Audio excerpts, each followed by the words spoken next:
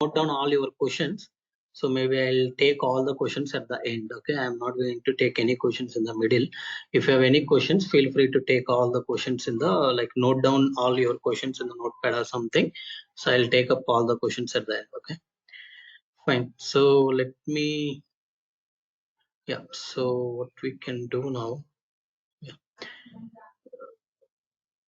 yeah. So recording is just started, team. So good morning, good evening, team. So in this Azure Databricks Master Program, basically, so in this workshop, right? Remember, so in this particular workshop, basically, okay. So one thing you have to remember. So in this particular workshop, we will be primarily focusing on the delta live tables. So today and tomorrow, completely theory will be there.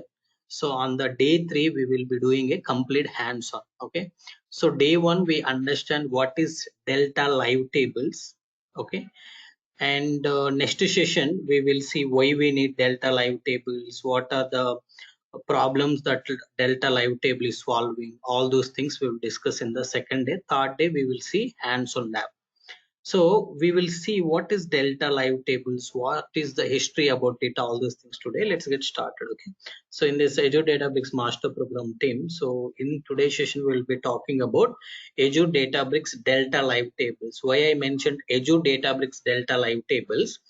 This Delta Live Table concept is available only in the Azure Databricks. Okay. So today we will understand history of Delta Live Tables, why this particular new feature is introduced in the Databricks. Okay, what are the problems that we have? We will see. To know all these things, first we will learn what is big data and what is the difference between batch data and live data. This is something very important to know before we go into the next thing. So when we have a big data, so basically for processing the big data, so what is that processing meaning? Processing meaning, just remember, let's say in the Flipkart website, you are placing an order, somebody else is placing an order. So many items will be delivered, some items will be returned, some items will be cancelled after few days, right? So we want to understand the number of items which we are able to deliver out of, let's say 100%. What is the percentage of the items were successfully delivered, what is the percentage of the items that are returning, what is the percentage of items are canceling, right? So this is simple example that I'm giving in the real time, how it will the what is meant by processing meaning on the big data we are going to do some kind of a calculations. Let's say in the DMart store, normally we all will go to DMart or some other stores, right? If you are in US, normally you will also go to Walmart store, all these things. Basically, if you go there, you will see all the items that you want, right? But business also need to understand, okay, so every day, what is the percentage of product category? Let's say you have the beauty care, you have the health care. So different category of products will be there. What is the percentage of products which are selling, right? So which what all products are not selling, right? We are not able to make them much sales in some of the products. So why business needs to know all these things? Because business need to understand how they are performing, which products are selling well, so that they can make the inventory available means, maybe once you go to the Flipkart or Amazon, sometimes what happens, you will see item is not available. Do you want to notify when it is available? So what it means, meaning business is not able to maintain the required inventory. If business is not maintaining the required inventory, who is losing the things? Who is losing the things? Business is basically losing their business, because customer is ready to buy but they don't have that particular item in their store, right? So that's why what is important to know here is we need to maintain the products which are required for all the customers. We also, the second part is, we talked about as of now products which are having high demand. Let's say some of the products are not having any demand, so then what happens, those products may be expiring soon. If the product is expired, you are going to lose you will be losing a lot, right? You will be totally lost. So that's why what you can do, you can just put some discount, like buy one get two. So if you buy this, you will get some other item which is for free, right? So these discounts we will put. So this is all about processing data, getting the insights about the business, how the business is happening, where we are not able to do much business, where we are able to do the good business. So all these things we need to know with the help of the data. We need to process this data. So initially, to process this particular data, to understand their business, we have a something called Hadoop. In Hadoop is basically we have two things: HDFS, Hadoop distributed file system, where we keep all our big data. MapReduce is something a computational power. So we need a computers to execute our code. So our code will do as per the logic which we have written. So MapReduce is the computer which executes our code. HDFS is the storage where we will be storing our data. So now MapReduce is executing code, right? In this code we say, hey, just to read the data from HDFS, just to calculate these sales by month, by year, by day, and give me the result. So that's how the some processing is going to happen within the Hadoop. So there are some disadvantages with that Hadoop. We will talk about it. So what are those disadvantages? Next, which is very popular now we are using, is Apache Spark. So what are the advantages of this Apache Spark? How Apache Spark will solve all the problems that we have in the Hadoop MapReduce we will discuss, and we also have some disadvantages with the Apache Spark. We discuss about those disadvantages. So to overcome the Spark disadvantages, we have something called Delta Lake. There is a concept of delta lake is introduced. So again, we are able to solve much of the problems, but still the overall process is something which is lagging. That's where we have a DLT, delta live tables, which is completely taken care of all our processing, right? So we will discuss one by one. So these are the 5 things that we need to primarily focus for today. Let's get started. What is big data? As you know, big data is a field that treats a way to analyze and systematically extract information from, or otherwise you can say it is dealing with the data sets that are too large or complex. Big data means you can say huge amount of data. So not only just a huge amount of data, right? The challenges with this huge amount of data is it is not the normal, like supported data types will not be there. Maybe some places we have data in the different data types which are not supported by the like earlier RDBMS systems and all. So that's where we have the Hadoop, which can able to store data of any type, it can able to store. So what we are going to analyze and systematically extract information from mean, remember, let's say we wanted to know the sequence of activities which has happened. Let's say there is a some, you can just think of like this: there is a hacker who hacked my account and he has taken some 10,000 or 20,000. I went to the police station and I have filed a case. So what is the first step they'll ask? They will just try to understand what all the activities that are happened in my mobile. They'll just ask the mobile company. So they basically provide some data. So from that particular data, they will extract the sequence of activities that are happened. So where exactly this problem is occurred, right? So that is where so we will be able to identify the fraud detection. That is one use case. Let's say other cases, let's think of like this. So there are a lot of items you are sending, right, for the stores, and there is an accident happen. When there is an accident, you will not be, you will basically losing some kind of a products. Okay, so the overall items that you are supposed to deliver, you have not delivered. So you want to calculate. So how you will calculate? So you need a entire data to extract that particular information. Okay, what is the percentage of items that I am able to deliver? Next, some items will be, while delivering, some items will be spoiled, right? Some items will not be like properly packed or something. So there will be wastage. We wanted to extract that information. What is the percentage of wastage? Let's say in the manufacturing industry, so you will see, like for example, if you manufacture anything, right, so there will be a raw material will be used. When they are manufacturing, what is the percentage of raw material that we are using? What is the percentage of wastage? what is the percentage of wastage that is happening for manufacturing any raw material, right? So all these things basically we will be getting through the data. That is nothing but a big data. So other definition here we can say the huge amount of data, if you are analyzing, that is also you can call it as a big data. But let's talk about the live data. So live data,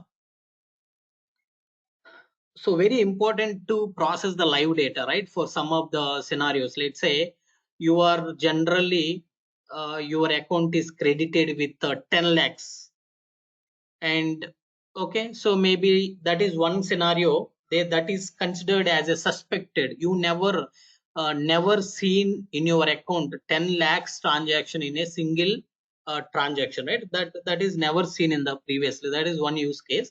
The second use case, if you think about, let's say you are basically your salary is crediting in the account, you are accommodating all the amount, it is reached some 10 lakhs at a time, you are transferring the 10 lakhs. So immediately there will be account holding, something will be happened. Why? Because in the financial industry, what they will do is they'll basically what the financial industry and all they will do is there will be some kind of a process which keep monitoring all of our accounts. So whenever you might have experienced, if you have done any such type of huge transaction, when you have done, immediately your account will be hold, right? So because there is a process which is going on in the back end. So yeah, so let's talk about the live data, not only live, this one, right? For financial. So let's say you are traveling over a flight. Okay, so let's say if you might aware, right? Chandrayaan 2. Why Chandrayaan 2 has failed? Because Chandrayaan 2 has failed because of the communication. They lost the communication. They are not able to communicate with the that particular devices, right? So that's where the, like, they are not able to trace anything later. So the problem here, what you need to understand is live data is something very important to see something what is happening in the live. Let's say flight is moving, like you are traveling from Bangalore to Delhi. So let's say over a flight. So if you are traveling over a flight, we continuously need to have a communication. Let's say while landing or while taking off, you might have seen many times, right? So two flights lands at same time on the same platform, right? So there is a problem. So all these things, how they will control with the help of the continuous real-time data exchange, correct? So let's talk about the live data. So live data, also known as a real-time or streaming data, it refers to a data that is generated and processed in real time as a events occurred. So meaning as soon as something happened, so we will be continuously getting some information. Okay, so continuously we will be getting that information and we are reverting back. Let's say, you know, you might aware, maybe I'm not sure whether I can talk like that or not, but many of you aware in Manipur there is a violence, and Supreme Court has taken a serious action, and there is a sumoto case is filed on such incidents, right? So what happens is there are some videos are uploaded in the social media. What happened?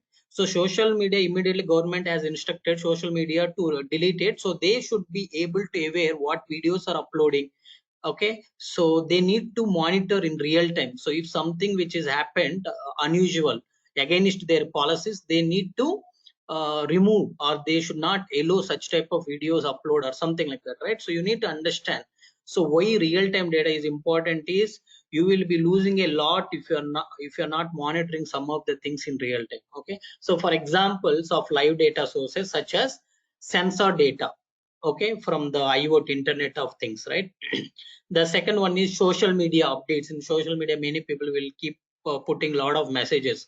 You need to see, is it something triggering some kind of a violence in that community, violence in that particular state? If such type of messages are posted on the social media, what social media application should do, it should not allow such type of messages. They will have some keywords.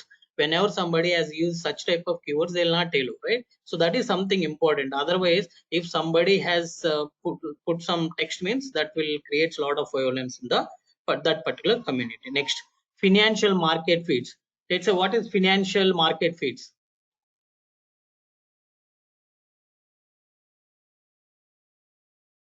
Financial market fits means normally, as I mentioned, right, in the financial, what happens is there is a lot of things are happening in your account.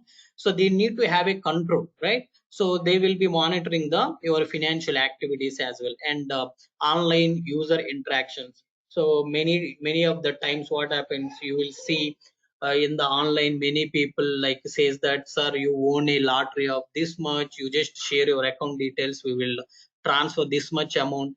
They will so if you are working, you all are aware of the security, right? So there is a security trainings in the organization. Why? Because that is important. In the online, any hacker can able to simply divert our mind, and they say that this is your manager mail, and you can just click on this to give some reply to your manager. So there will be a sequence of steps. If you click, your account will be hacked, right? So they are like online user interactions also we need to monitor. For some of the example, okay, use cases for live data processing include fraud detection. We need to understand where the fraud is happened.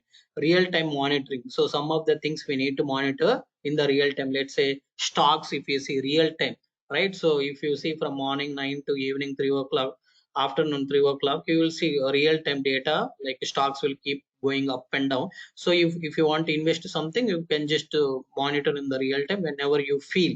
So from here onwards, stocks may up, you can just invest there, right? So recommendation systems, let's say in many of the applications, this is something very important.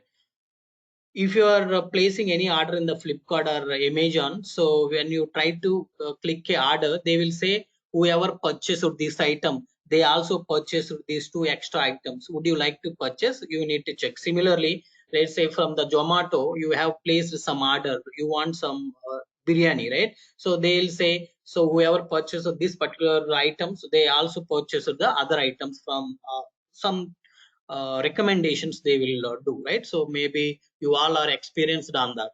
Next, event driven automation. So event driven automation means, let's say, as I mentioned, whenever something unusual happened, that should trigger a notification, or that should hold or freeze our accounts for some time to avoid the biggest loss, right? So all these are the examples for the live data. So let's talk about the batch data, right? So batch data processing involves collecting and processing data in chunks or batches. So live data means as soon as something happened, let's say sensor has detected some change, right? So some change in terms of the temperature, in terms of the weather, in terms of the wind while traveling over the flight, right? So those will be tracked immediately. So that's why sometimes what happened, due to the due to the bad weather, emergency landings will happen, right? So those all things they will be able to monitor, right, through the real time. So whenever something they feel that the weather is not supporting to the flight, emergency landings they will do, correct? So that is live data means as soon as something happened, we will be collecting. Batch data means we will collect, let's say you are transferring some amount to somebody, or let's say your credit card. If you are using credit card, that is the best example. So you use your credit card for 1 month, your data, your invoice will be generated at the month end, meaning they will be processing all your bills, everything at the month end. They'll generate invoice saying that this much you have purchased, for this much amount you have purchased from the credit card, you can make the payment by this day. That is the best example. So like such as so what happens, generating reports, as I mentioned, credit card, your bill report, you can say. Performing data analysis and updating databases. Performing data analysis means, as I mentioned, so all the items, let's say in the retail domain or healthcare domain, in the travel domain, in the financial domain, wherever you see, so you need to monitor a lot of things, right? So in the financial domain, if you see, you want to understand how much loan you want to grant for somebody. So once you have granted loan, so if somebody is not making the payment, you need to know the process to collect that particular thing, right? So you are going to analyze all these things. What is the total loans that are granted? What is the total collection that we need to do? How many people are not making? How many people are making? So what are the process that we need to follow to get the other collection? So those all things comes under the batch data. So consolidated sales data, yes, sales data, consolidated sales data means by daily or weekly or monthly. So how your sales are happening. customer information. So how many new customers joined in our business through this particular application, how many customers are inactive in this month or every day, something like that. You can see inventory levels for detailed history analysis and reporting.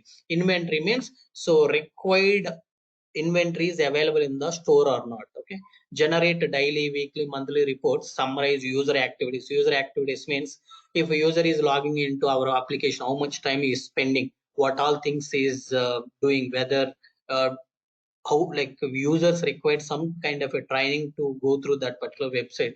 Is current application is able to self explanatory, or they are able to understand the application by themselves, how to use this particular application to place orders or something. So they will continuously grow in that particular business by like improving the user, based on user activity. They will know what user is expecting, they will do that. Growth trends, how we are doing in the business, growth trends and content performance, all these things. Okay, so let's talk about the history of Delta. Okay, so now first thing is big data. So how the big data is generating? See, Internet of Things devices like social media, online transactions, healthcare records, log files, server data, government data, public data. So all these are some of the source systems which generate this big data, which generates this big data.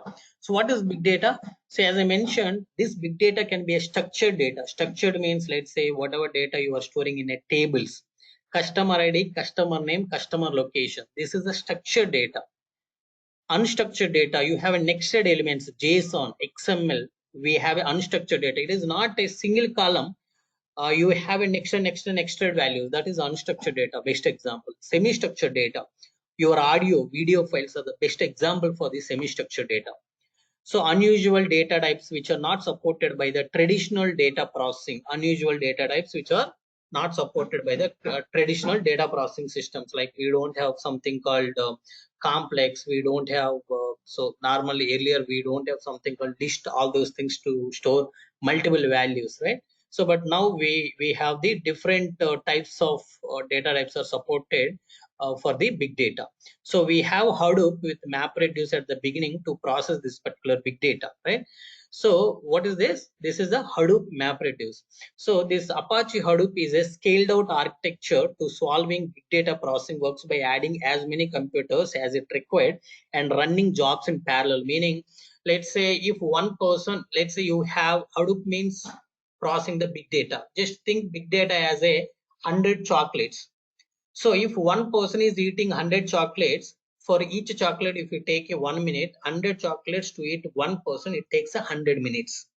Let's say if I keep 10 people here, so within a 10 minutes, all the 100 chocolates we can able to complete it, right? So very simple. So if you have one person, 100 chocolates, 100 minutes it takes. If I keep 10 people here within 10 minutes, meaning that's how it is a scaled out architecture to solve big data processing works by adding as many computers as required. So if required more computers, more than 10, yes, it is allowed. If you want more than 100, yes, it is allowed. How many computers you want? Those many computers you can just keep it here to process the jobs in parallel. Let's say if you are eating chocolate one by one, so that is a sequential. But let's say 10 people are eating the 10 chocolates at a time, means it is happening in parallel. Okay, so this is all about the Hadoop MapReduce. What are the disadvantages? Is it is hard to use basically, right? Because you need to understand the like in detail about the architecture, and you also need to understand if you apply some process, how it will reflect in the back end. So it is very difficult or hard to use it, the Hadoop MapReduce. That is the one thing. Second thing is it is slower as it uses the hard disk, meaning reading data, processing data, it takes a lot of time generally. So why it is takes a lot of time is if you are reading data from memory, if you are reading data from the hard disk, so the data which you are reading from hard disk takes more time. So that's where it uses the hard disk. That's why it is slower. Batch only meaning we just discussed about live data and batch data, right?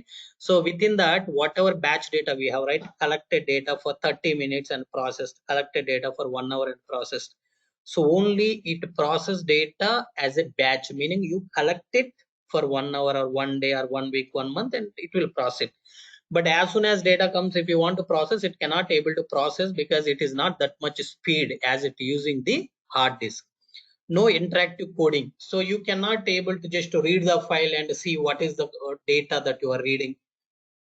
And next you want to apply some kind of a joint transformation and you want to see what is the result. So like that, step by step you cannot execute and see. That is not, this is not a interactive coding. So you need to write entire application code at once and you need to execute it. That is the one more main disadvantage. Okay, next. So Hadoop MapReduce is only supported with the Java. So whoever knows the Java, only they can able to write. But other people, so you know, Java means many people will not even attend the training also. For even if you say free means Java, you won't understand something like that, right? So Java only supported. That is one more main disadvantage. Next, MapReduce can read data only from the HDFS. Let's say my data is in SQL database. My data is in some other Oracle. My data is in some other file system, SFTP, FTP. Some other servers are in the C drive in the computer, right? So our Hadoop cannot connect to any of those things. Our Hadoop required you to first you bring data from SQL database to HDFS. From HDFS, Hadoop will read data and process it, but it cannot able to connect to anything directly. That is the main disadvantages with this Hadoop. Now, history of Delta Live Tables. If you see second step, right? We just have seen this big data and Hadoop it is processing. Next, we have a to address all the challenges within this MapReduce, we have Apache Spark emerged as a powerful solution to handle all the issues in the Hadoop MapReduce. Yes. So to solve all the problems, we have the Spark. Not only Spark, right? We have a Databricks. So Databricks is founded by the creator of a Apache Spark. Whoever is developed the Apache Spark, which is a powerful solution even today to process the big data. Whoever developed this Spark, same person is developed this Databricks. Okay, so this but introducing the concept of in-memory data processing. So Spark is a in-memory, as we discussed in the Hadoop MapReduce. It will process data in the hard disk. That's why it is very slow. But if you use the Spark is going to process data in memory. So whatever systems will read data from the memory, it will be very faster. Next, it is a notable advantage of Databricks is its consolidation of all the services essential for Apache Spark within a single platform, like notebooks where we write the code, cluster management where we manage our computers which are required to execute this code, job processing workflows to schedule this code execution, what time this code should execute, what time we need to process the data, right? So all these things generally, if you go for our Hadoop, as I mentioned, we will have a application code at one place, our compute at one place, our job execution we will be monitoring in a different place. All these things we will be opening a different URLs, but in Databricks all these things we will be doing at a same place. Next, a significant advancement in Spark evolution is the introduction of the SQL engine, right? So the the power of Spark is evolved like anything when they introduced the SQL engine. Whoever knows SQL, you know already. Whoever is working on a databases, they all know SQL. So whoever know SQL, they can directly start working on the Databricks without spending any time separately on the Spark, right? So all the features of these particular things is based out of the SQL engine. So whatever you do on a normal RDBMS SQL, right? So same queries, everything even you can apply in the Spark. Not only that, whoever knows Python, they can able to write. Whoever knows Java, they also can able to. Whoever is working on the data science R language, they also can able to work on the Spark. That is the main advantage. And it enabling the scaled out data frames and data sets with the help of this SQL engine, right? In SQL engine, so whatever we are processing, that is mostly a semi-structured and structured data with the help of the data frames and the data sets. So this innovation provides a more flexible and efficient way to work with the data compared to the limitations of the legacy Spark RDDs. In Spark 1, we have only Spark RDD, which is limited. like lot of things it is limited, right? So that's why it is not much popular. But when they have introduced SQL engine with scaled out data frames and data sets, we are able to process data with what all the RDBMS or your SQL, Python.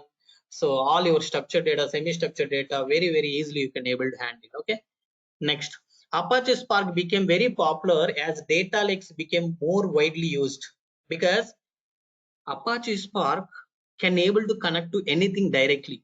You no need to bring data into the HDFS. Apache Spark can connect to the databases directly. It can connect to the file systems directly, right? So the main advantage of the Spark is basically it can directly connect to the file systems where we can say data lakes. Data lakes are a cloud storage systems. In AWS we have a S3. In Azure we have a data lake. In Google Cloud we have something like cloud storage. So all these are storage systems in the cloud which is not having any limit in terms of how much data you are storing. So that's where Apache Spark became very popular as it uses the data lakes. This became more widely used and people were very excited about this change because it offers a way to solve many problems that they are facing. What are the problems that business is facing? Like, so they don't know how much data they will get every day, right? Suddenly there is a huge amount of data that they are getting. So they need to configure that particular storage in the backend, right? It is very difficult to configure how much size of disk that they have to maintain, how much compute power they need to maintain for processing this particular data. So there is a lot of challenges.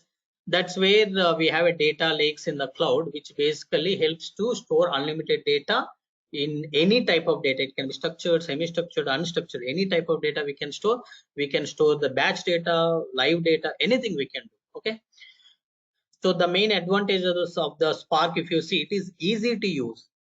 It is faster as it uses in the memory because it will process data in memory. It is faster. So that's where as it is processing data faster, so we can able to do the batch data processing real time, meaning live data processing, real time data processing. Next, interactive coding. Interactive coding means you can use a something like Databricks notebooks. So where you can just execute your bit and pieces of code and you can see the output. You can keep watching what is the transformation result at each step, and you can keep over like you can keep watching your what will be the output of each transformation result. So that is something very helpful for us. Next, this Spark supports multiple languages, right? So one of the languages Python, which is very popular.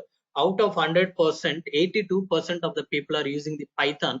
Next popular is SQL, which is almost I can say 12% of the people are using the SQL. Scala is just 4%, and R and Java is very rarely people are using. I never see people who are using. Next, Spark can connect to any data source. As I mentioned, no need to have a data in HDFS. You can have data in the any place it can directly connect. These are the advantages of the Spark. What are the disadvantages?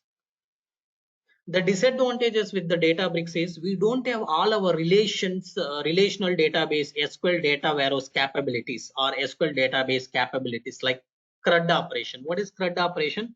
Create like a rename, or you can say update, delete, right? So basically this CRUD operations, whatever data you are storing, okay, you cannot able to update it. Let's say tomorrow your friend and you yourself went to the bank and opened an account. Your friend has given a wrong number. Next day, what your friend does, he will go and give another form to correct the phone number. So what we need to do, the record which is already stored, we need to update it. But that capability we don't have with the Spark. So the ability to do insert, updates and deletion is missing. So the acid properties are missing. What is acid properties? Atomicity, consistency, isolation and durability. This is apart from the CRUD operations. CRUD operations, which is very important, like inserts, updates, deletions are not possible. So acid properties means atomicity, consistency, isolation, durability. Durability means at any time, basically this acid properties talks about durability. At any time you should be able to have a system to store your data. irrespective of whether your applications are up and running or not, you need a durable system where you are not losing the data. Data will be saved to a particular storage. Isolation means if two people are making the data, two people are writing data at same time to the same location, what happens? Which transaction should happen first? Okay, so that kind of a mechanism is not there. Isolation means both should be treated as a two different transactions, but both are happening at once. We don't have the any capability to handle two transactions which are happening at once. Consistency, atomicity means whatever changes you have done, so all the changes should reflect properly. Atomicity means when you do a something, either everything should happen properly. If something failed in the middle, it should be rolled back. Nothing should happen. That is what atomicity talk about. Okay. So these things, to get these things, we have a next thing called delta lake. We have a delta lake to get this particular CRUD operation capabilities. In delta lake is a open source file format on top of the data lake storage. See, when somebody says delta lake storage, there is no concept of delta lake storage. Data we are storing on top of the data lake storage only in the format of delta. So that's why delta lake is a open source file format, which is just a file format which we are writing into the data lake, okay, onto the data lake. That's why data lake is a open source file format on top of data lake storage. So delta lake gave us CRUD operations and ACID transactions. Okay, with the help of the delta lake, maybe you might know SQL merge functionality to do the upserts. Yes, using this delta lake, we can apply a merge functionality. We can use updates on the files. Normally, if it is a table, you can write an update statement. You can write a delete statement. You can write an insert statement on the table.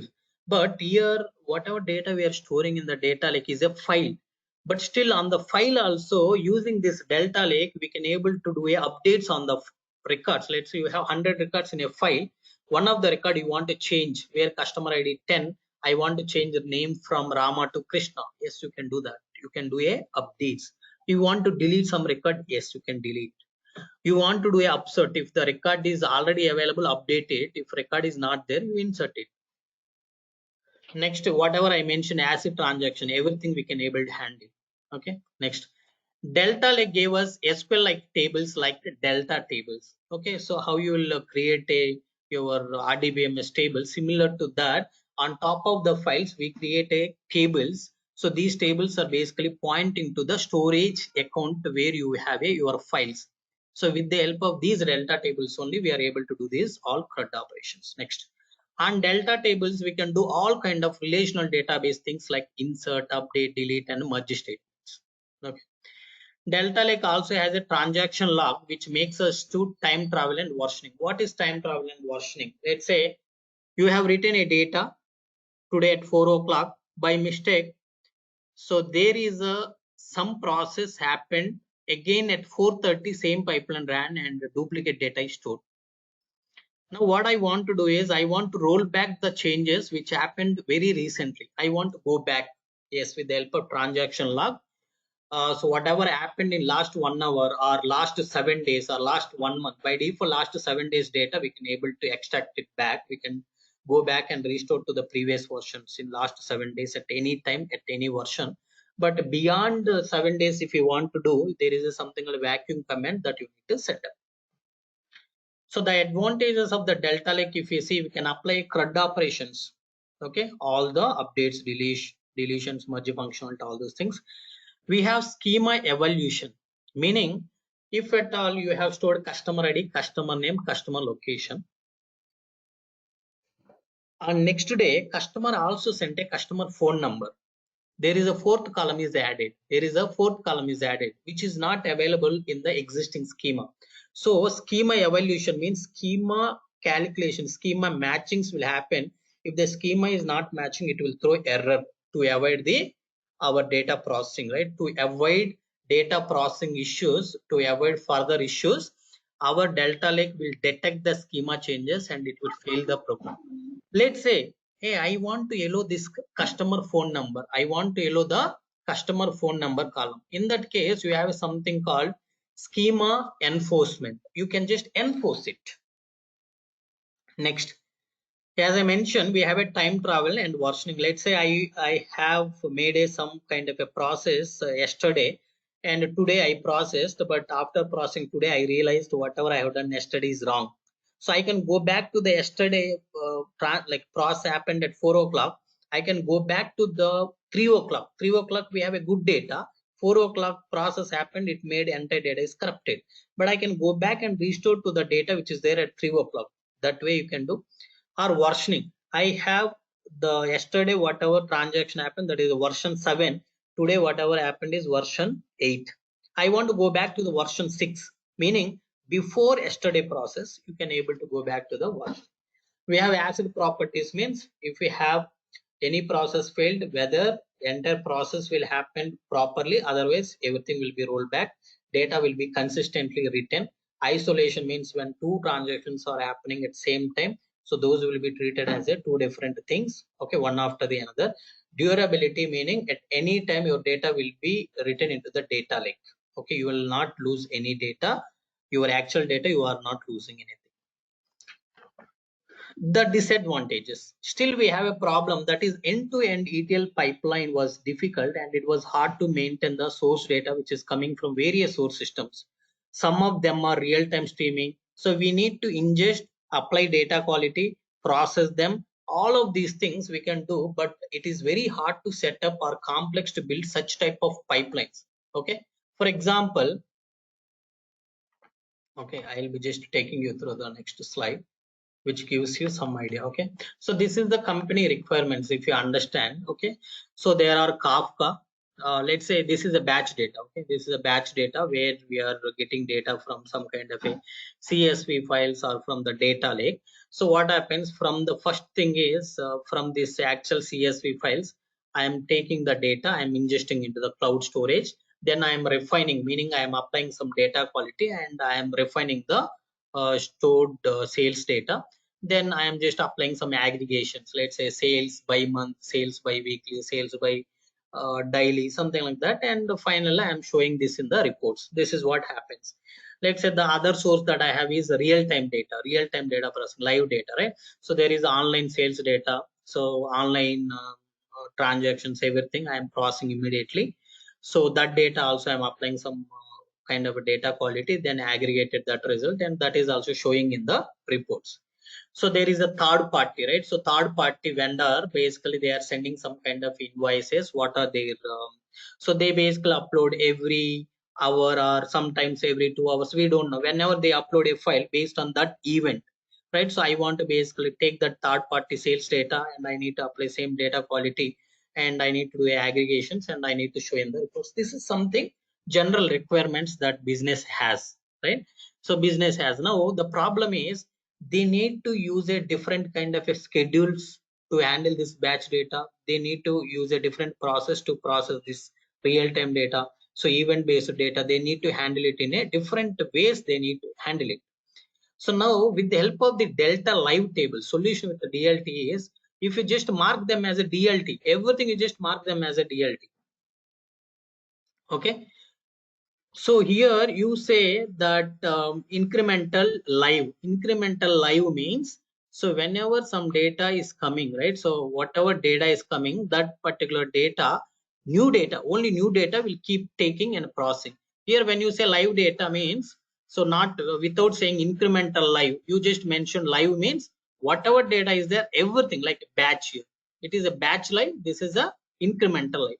This is a event live means whenever some change, whenever some event occurred, then automatically live tables, meaning instead of handling in with the help of the different tools for scheduling or different tools for processing or for applying some kind of a, okay, so once this is succeeded, run this, once this is succeeded, run this. So to build a end-to-end pipelines, to build a end-to-end pipeline is very difficult without live.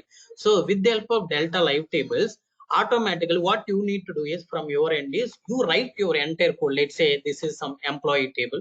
Okay, for example, this is my department table.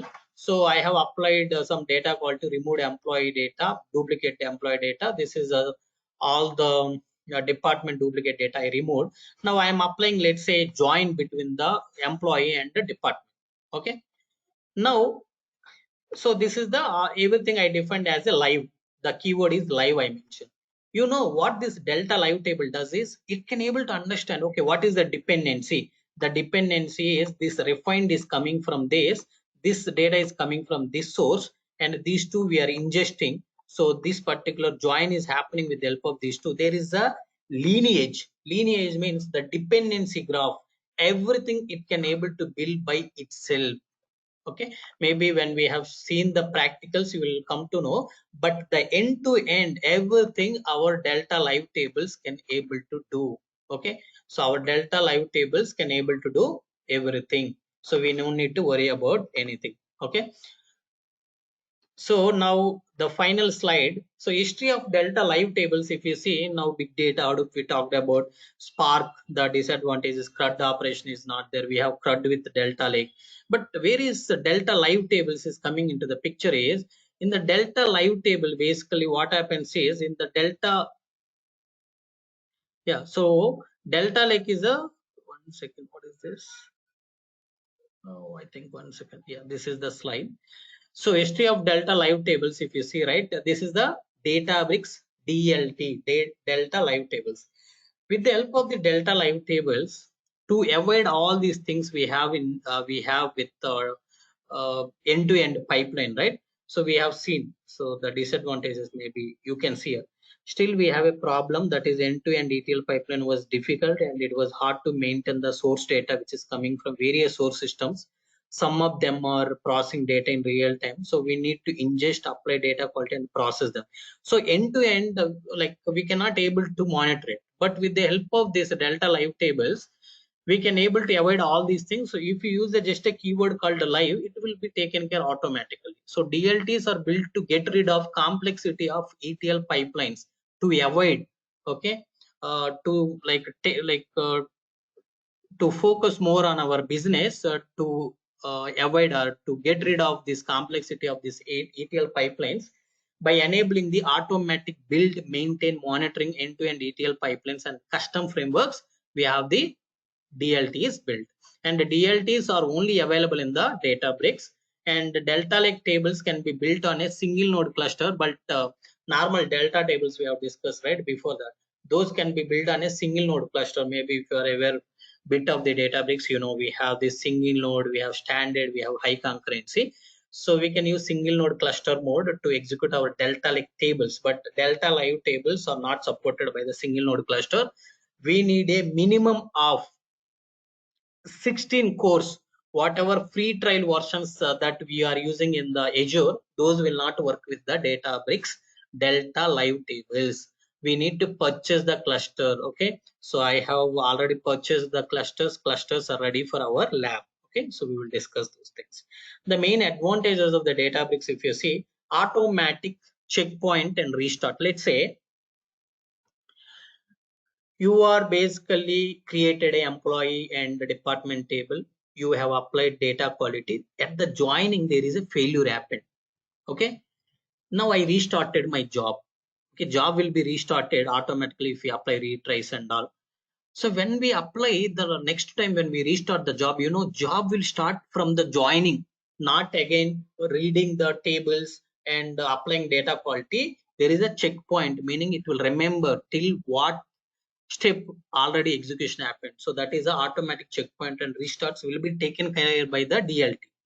File drop and pipeline trigger. So whenever you put some file in the storage, which basically run our delta live tables with the help of the event, as I mentioned. Pipeline trigger means you can schedule it, or as I mentioned, right, you can schedule it, or whenever some event occurred, like whenever you upload some file into the storage, automatically it will be done. Next, apply or enforce validation rules. So when the data reading and it is applying data validation and all, you no need to write code and all. You just to say that, hey, my price column should not be negative, greater than 0. My phone number column should the length of the phone number should be 10 characters. You just have to tell the quality checks, the required coding and all. You are not writing, you are just saying what you need. Automatically delta live tables will be handling those things. Whenever the rules are failed, job is going to fail. Next, it can monitor pipeline and handle the failure and restart. As I mentioned, data lineage tracking. Yes, you are reading a employee table, department table, you are joining, so that lineage, okay, these joinings happen from these two tables. Again, from this unified, the joined result we are taking and creating the multiple tables. So all these things will be taken care by our delta jobs. Next, it supports schema evolution via delta. So as you know, schema evolution means it will keep monitoring. Whenever schema is changed, it will be updating you, it will throw error. Next, optimization, it will taken care. So automatically whatever optimization is required to process your big data, all that optimization it will take. And the cluster management also, it is going to start that particular cluster when your job is running. Okay, so that's all, team. So please feel free to ask if you have any questions. Please, you can ask all your questions that you have. Hi, Malia. Yeah. Malia, I have one question. In DLT, Delta Live Table, we can create the pipeline. So can we read the data from on-prem as well, like ADF pipeline? So as of now, I don't think you have the option to read data from the on-premise directly. But what you can do is you can just connect your Spark job to the on-premise, bring the data and put it in the data lake storage as a delta format, and you can apply this like DLT on top of it directly on the on-premise. So as per my knowledge, it is not supported directly. Okay. Okay, thank you, Malia. Yeah, as I mentioned, the delta format will allow you to do the CRUD operations only. But as we discussed at the DLT level, automatic checkpoint.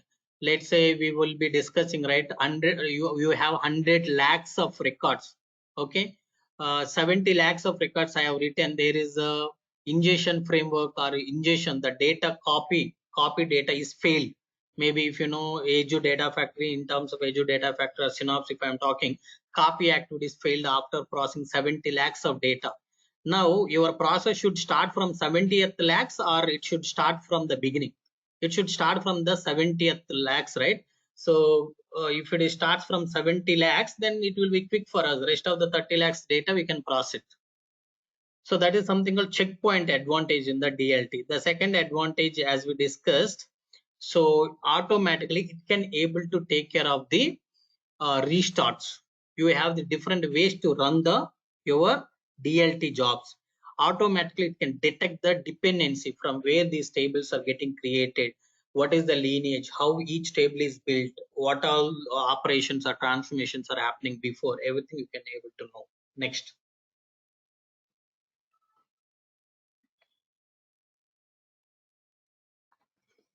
Yes, so on the third day, we have the practical hands-on lab on the DLT, because it is like it is chargeable, right? So the clusters, so that's why I have not planned much of the labs. So as I'm just giving for free, right? So maybe in the next thing, next time and all, I need to charge you something so that I can just invest that particular amount in the cluster creation and all.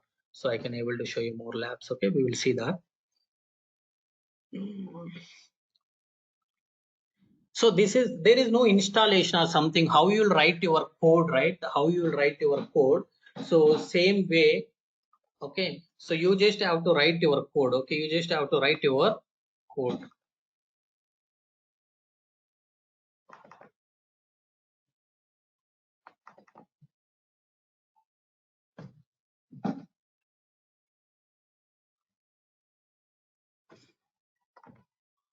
Okay, you just have to say incremental live table customer one. Okay, incremental live. So whatever basically you will read, you will create a delta table, you just have to use a live.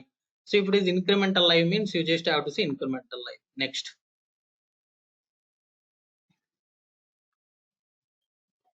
Okay, so any other questions, team? Okay, if no more questions,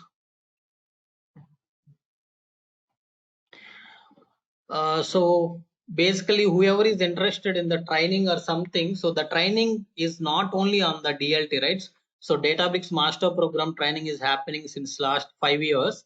So whoever is interested, they can just reach me here. So you can ping in WhatsApp. Okay, you can just ping me in the WhatsApp. So maybe we'll discuss not only the DLT. So after DLT, there is a workshop on the Unity catalog. Maybe so these two workshops why I'm conducting. So the reason is for all my students, whoever is attended training last 5 years, they should have this latest knowledge. That's why I'm just especially I'm conducting these workshops for them. Okay. Okay. If no questions, then thank you all. Thank you so much. Bye.